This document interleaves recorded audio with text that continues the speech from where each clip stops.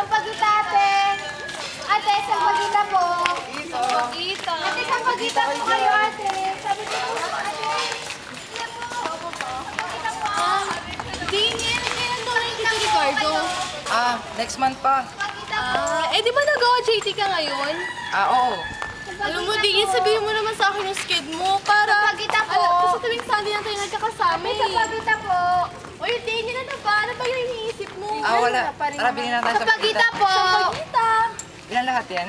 Bakit ka ba bibili ng sampagita? Wala naman kinator sa bahay mo. Magkano lahat? 50 po isa. Ilan po ba? Lahat yan. Ito, bayad.